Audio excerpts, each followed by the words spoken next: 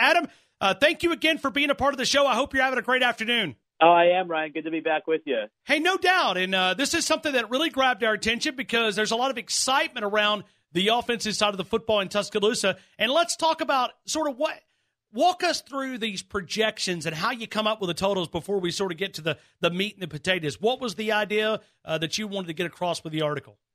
Well, sure. Again, as we talked about last time, this is something we have done for a couple of years, but it basically looks at the next 3 seasons. It's mainly personnel-based, and which teams have the best outlooks for their quarterbacks, for their offenses, which is what we'll talk about today. Then I'll have one on the defenses, and then the entire teams. And, obviously there's some teams that are going to be at the top for virtually every category. There'll be some that will be near the top for one side of the ball and not the other. I mean, I won't give away the entire defensive rankings, but Michigan will rank very highly on the defensive side, but we know they've had their struggles offensively, and so that's why they are farther down in the offensive side. But, it's, again, talking to coaches and looking at recruiting rankings and looking at who's on the roster and who's likely to stay for multiple seasons. That's a big factor here because we're talking about 3 years. We're not just talking about one. So who has a lot of good freshmen and sophomore starters as well as some good recruits to really bolster these units for the foreseeable future. And I know Lane Kiffin was able to change a little bit of the perception, but you look at Alabama, really when we talk about offensive numbers at the top of college football, they've really never been in the conversation. So maybe we should celebrate that they're now in the conversation. We talk about offensive production on that side of the football.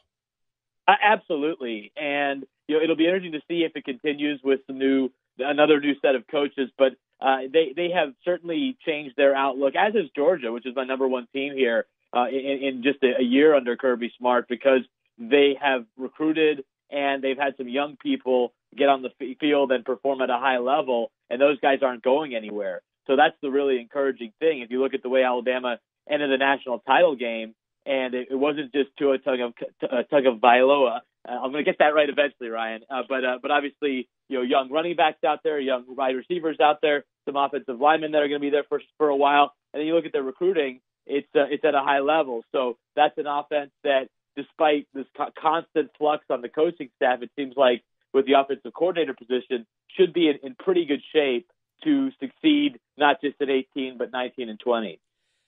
The big conversation that we're having here is what happens to Jalen Hurts when you look at this offense, because let me just ask you, as you're trying to project this and you're looking at Alabama, does that include Jalen Hurts in the conversation, looking at like the future quarterback rankings? Is that looking at depth, or is that looking at everything that's in Tuscaloosa? How do you calculate that?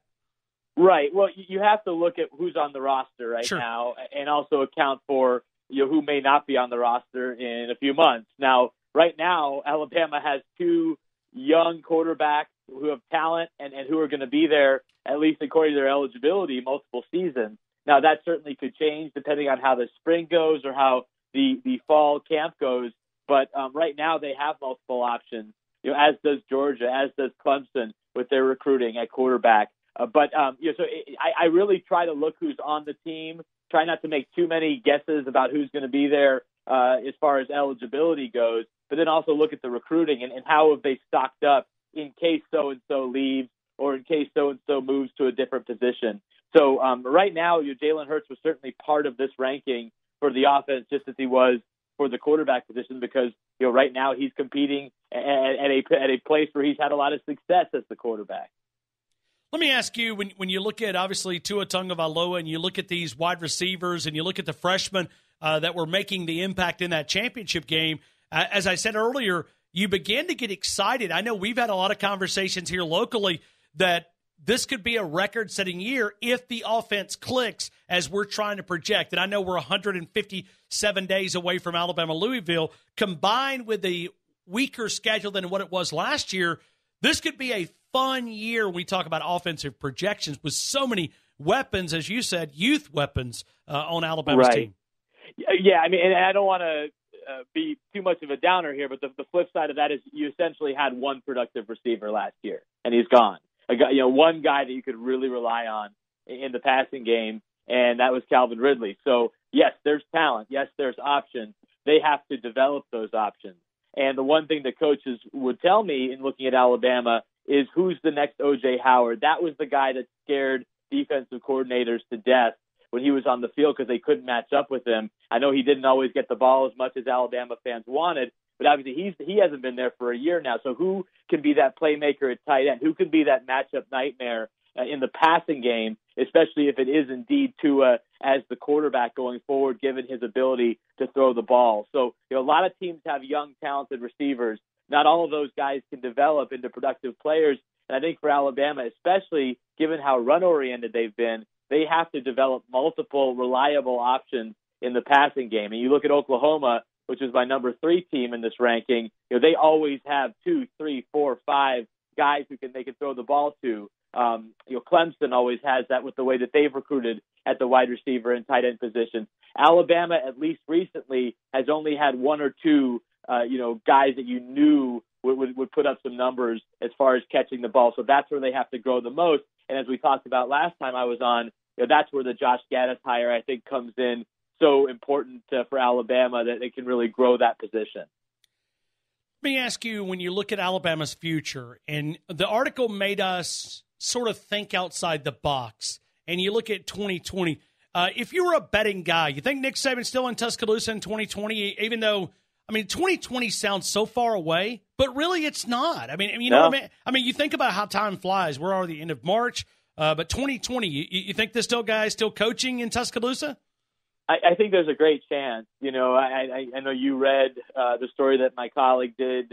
Chris Lowe spoke to Nick, great Nick, again, I know a lot of it has to sound that way for recruiting and other things, but he does seem to have great energy, and he's not one of these coaches that loves to play golf or loves to do something else or has something that they're looking forward to after they're done coaching, other than, of course, being with their family and so forth. But I think he is a guy that certainly seems to be in great physical condition and could do this for another 5 years or so, maybe even longer. So that would certainly take us through this 2020 period, which, I agree with you. It feels like a long time from now, but it really isn't. It's only a couple of years. Adam, looking at Georgia for just a couple of minutes with Kirby Smart, do you think this, because based on what you've got there at the number 1 rankings, the future, and they're loaded at quarterback too. We talk about the conversation here with Tua Tagovailoa and Jalen Hurts. You look at the quarterback conversation they're having in Athens, that one's a gigantic one as well. Sure, it is. And it's going to be fascinating to see how it plays out. Now, the difference there is, and it really is similar, but you have a guy in Jake Fromm who's proven himself and, has 3 years of eligibility left if he is indeed the quarterback going forward. And then you have a recruit, and again, you can always debate, how these guys end up turning out, but it does seem like Justin Fields, from everything that I've heard and talked to coaches about, he is as close to a can't miss as you can get as far as a quarterback. So they have 2 really good options there. Coaches love DeAndre Swift at running back. He's a young player. And then I think the position where they've grown the most is the offensive line. They weren't in great shape up front, I would say, when Kirby Smart arrived, and they have bolstered that position with guys in the program and development, but then especially through the recruiting process. Several defensive coaches and other head coaches were telling me how impressed they were with the job Sam Pittman has done and Jim Chaney in terms of recruiting that offensive line and building depth. And you can see it through this most recent recruiting class that they are getting more of the upper level and sometimes at the very top offensive linemen, especially within the state. They did a really good job recruiting tight ends.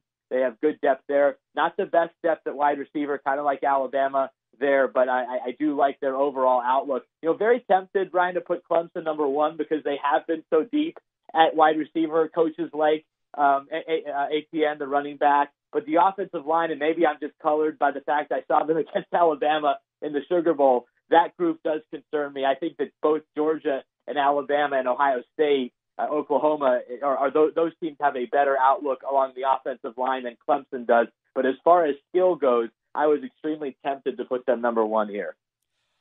Looking at your rankings, and correct me if I'm wrong, when I look through your rankings, I look at Georgia, I look at Clemson, I look at Oklahoma, I look at Alabama, Ohio State, Penn State, Washington. But then I go to the teams that I look at Stanford. You look at teams like Wisconsin, Michigan State. I mean, could those teams be college football playoff material long term? Are they built for long term success? We're talking about 3 years out. I mean, could those teams be a part of college football playoff conversations? Well, yeah, I don't know if all of them could. There's obviously been only a handful that have been in that conversation, and 3 of them are right up at the top. Sure. Honestly, five of them are right up at the top. Right. Penn State's been really close. I was there last week for the start of spring drills, and I'll tell you, Ryan, they are a talented team that's getting even more talent through their recruiting. And this was their best recruiting class really in recent memory that they signed or in February and certainly in December. So Penn State, I think, is one of those teams that's very close to being into the college football playoff. They've lost only 3 games in their last 23 by a total of 7 points. So Penn State, I think, has that ability to get there. I think Washington is still a wait-and-see type of thing. I think they've recruited well. They're set up extremely well at the quarterback position. They have good players on defense. You guys got to see that against Alabama in the semifinal last year. But a team like Wisconsin is fascinating to me because they have transformed their outlook on offense.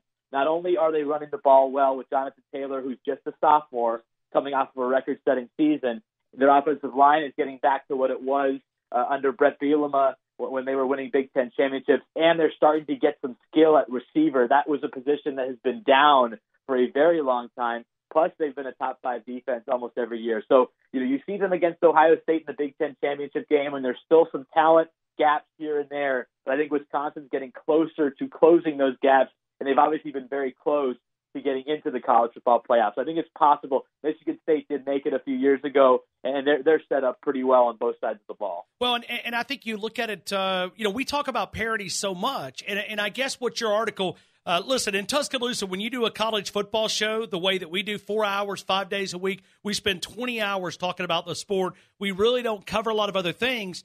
And as I was looking through your article and creating a lot of discussion points, we get in this conversation of the haves and the have-nots. And as much as we've talked about parity maybe the last 10 years, you're seeing also a separation. And the big dogs are staying at the big dog stage. And you see teams that are right outside the top 10 that might even be a little separation. And maybe I'm just putting too much into that, but it's like you go through and you find teams like Arizona at 13. I mean, they're in the top 15. Do they have a realistic chance of being in a college football playoff conversation? I don't know. Central Florida at 14. I would say they don't. Okay. And, but then you look at a team like Auburn. Again, in this ranking, they're 12. Auburn's won a national championship, in the last 10 years. They've been in that game a couple of times. And so, they recruited at a high level. So I think, they're going to be a team that projects very well in the defensive rankings too, and in the final team rankings. So I think it's a combination of how you have that offensive and defensive balance. Arizona does not. Arizona will not be in the defensive rankings. They have a long way to go on that side of the ball. The reason they're in the offensive rankings mainly is they have a quarterback who has multiple years of eligibility left, who's a Heisman Trophy candidate, maybe the front runner entering the year in Khalil Tate. Whereas Auburn, they have recruited at a high level. They have gotten better on defense. Now we'll see if they can sustain on offense, especially after Jarrett Stidham leaves at quarterback. But that is a team that I think can get into the playoff, whereas Arizona can't. So it's not the top 15 in this list automatically the top 15 that can contend for the playoff. I would say beyond 15, it's going to be tough for a team because they wouldn't have enough balance on both sides of the ball to get into the college football playoff. I think that's why it's so important, these strides that Georgia has made on offense. Alabama's made those, even though they've been in it with some not so great offenses even in the past. But Wisconsin is a great example because a lot of people wouldn't consider them a playoff team, but I do see the talent level increasing on their offense, and then their defense has been really good the last 3 or 4 years. They have a chance to now make a jump if they can take that next step in the Big Ten. What is preventing Notre Dame from getting back where they once were in the top of college football, in your opinion? Sure. I mean, it's a really tough place right now. I mean, just in general, but it's a hard place to recruit to. You have a little bit of a limited recruiting base. The national sell isn't what it used to be. If I'm talking to coaches on the staff right now, they just say there's some challenges that they have that a lot of people don't have. I mean, they're trying to recruit nationally. They go into the South, they go into California.